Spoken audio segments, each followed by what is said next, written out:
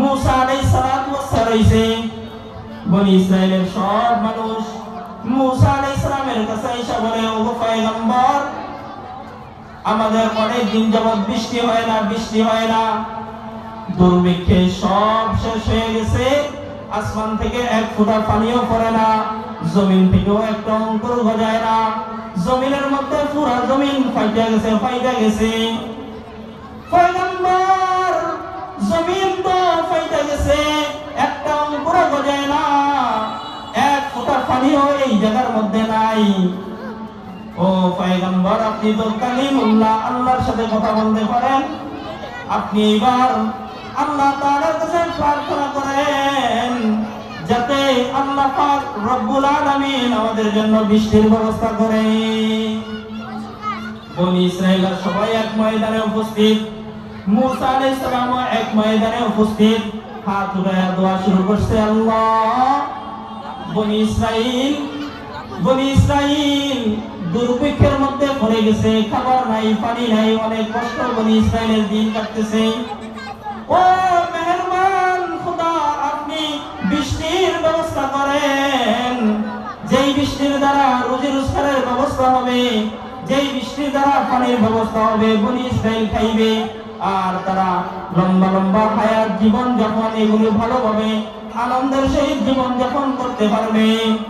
আল্লাহ তাআলা মুসা আলাইহিস সালাতু ওয়াস সালামের কাছে ওহী পাঠাইছেন, মুসা শোনো, তুমি যেই মজমার মধ্যে বৈশা রইছো, এই মজমার মধ্যে এমন এক ব্যক্তি আছে যার গুনাহের কারণে আসমানের সমস্ত রহমতের দরজা বন্ধ হয়ে গেছে, বৃষ্টির যত দরজা আছে সব দরজাগুলো ওই গুনাহের কারণে বন্ধ হয়ে গেছে।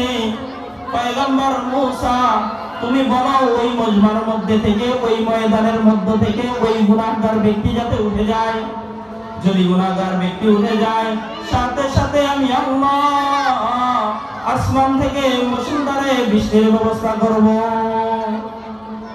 এবার মুসা আলাইহিস সালাতু ওয়াস সালাম সমস্ত বনি ইসরাইলের মধ্যে বলা শুরু করছেন, এ আমার বনি ইসরাইল ভাইরা শোনো, আল্লাহ তাআলা বৃষ্টি দিত, কিন্তু তোমাদের মধ্যে এমন এক ব্যক্তি আছে রে, যে ব্যক্তির কারণে আল্লাহ তাআলার রহমতের দরজাগুলো বন্ধ হয়ে গেছে, যেই ব্যক্তির গুনাহের কারণে আকাশের দরজা বন্ধ হয়ে গেছে। সুতরাং আমি বলতেছি, এই মজমার মধ্যে যে গুনাহগার আছো, সাথে সাথে উঠে যাও আর বনি ইসরাইলদেরকে মুক্তি দাও। মজলিসের মধ্যে গুনাহগার ব্যক্তি বসা, মনে মনে চিন্তা করলো, হায় আমার গুনাহের কথাই বলতেছে।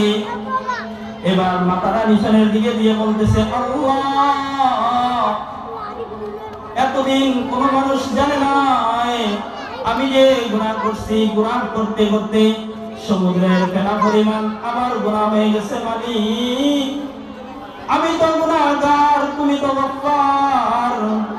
ও মালিক, তুমি তো মাফ করনেওয়ালা। আজকে যদি আমার কারণে বৃষ্টি বন্ধ হয়ে থাকে আর আমি যদি উঠে যাইতে হয়, সমস্ত বনি ইসরাইল দেখবে গুনাহগারকে, মানুষ আমাকে নিয়ে তিরস্কার শুরু করবে, মানুষ আমাকে নিয়ে বাজে বলা শুরু করবে। মালিক, তুমি আমার গুনাহকে গোপন রাখছো। ও মালিক, আজকে বনি ইসরাইলের মধ্যে আমার গুনাহকে প্রকাশ করিও না, আমি খালেজ দিলে তওবা করতেছি। আল্লাহ, আপনি আমার গুনাহকে মাফ করে দেন। এই ব্যক্তি যখন দোয়া শুরু করলো, সাথে সাথে আসমান থেকে বৃষ্টি শুরু হয়ে গেল, সাথে সাথে বৃষ্টি বের হওয়া শুরু করলো। মুসা আলাইহিস সালাম সবকিছু বুঝতে উঠতে পারেন নাই। আল্লাহ তাআলাকে বললেন, আল্লাহ, গুনাহগারের কারণে বৃষ্টি বন্ধ করে রাখছো, কিন্তু আবার কোন রহমতের কারণে তুমি আবার বৃষ্টি নাযিল করলা? আল্লাহ তাআলা মুসা আলাইহিস সালামকে বললেন, মুসা রে, যেই ব্যক্তির কারণে আমি বৃষ্টি বন্ধ করে রাখছি, ওই ব্যক্তি এমন তওবা করছে আমার আরশটা কেঁপে উঠছে।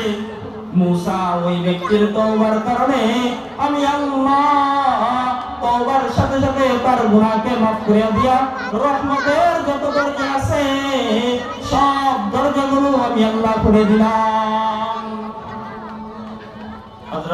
মুসা আলাইহিস সালাম আল্লাহ তাআলাকে বলতেছে, আল্লাহ ওই ব্যক্তিটাকে আমারে জানিয়ে দেন। আল্লাহ তাআলা মুসা আলাইহিস সালামকে বললেন, মুসা শোনো, আমার বান্দা গুনাহ করছে, আমার বান্দা গুনাহ করছে, আমার বান্দা গুনাহ করার পরে মাফ চাইছে। আমি আল্লাহ তার গুনাহকে গোপন রাখলাম, তার নামও আমি আল্লাহ গোপন রাখবো। হাদিসে পাকের মধ্যে আসছে, আল্লাহর নবী বলেন, হাদিসে কুদসি, আল্লাহ তাআলা বলতেছেন নবীজিকে, আযনাবা আবদি যানবান, বান্দা যখন গুনাহ করছে, গুনাহ করার পরে বলতেছে, আল্লাহুম্মা গফির যামবি, আল্লাহ আপনি আমার গুনাহকে মাফ করে দেন। আল্লাহ তাআলা সাথে সাথে বলেন, আলিমা আবদি আন্না লাহু রাব্বান ইয়াগফিরু যামবা ফাগফারলা, আমার বান্দা জানে যে তার একজন খোদা আছে, যেই খোদা গুনাহকে মাফ করে। শোনো, আমার বান্দা আমার উপরে ইয়াকিন রাখছে, আমি আল্লাহ গুনাহকে মাফ করি। শোনো শোনো, যারা তওবা করবে আমি আল্লাহ তার সমস্ত গুনাহকে মাফ করে দেব।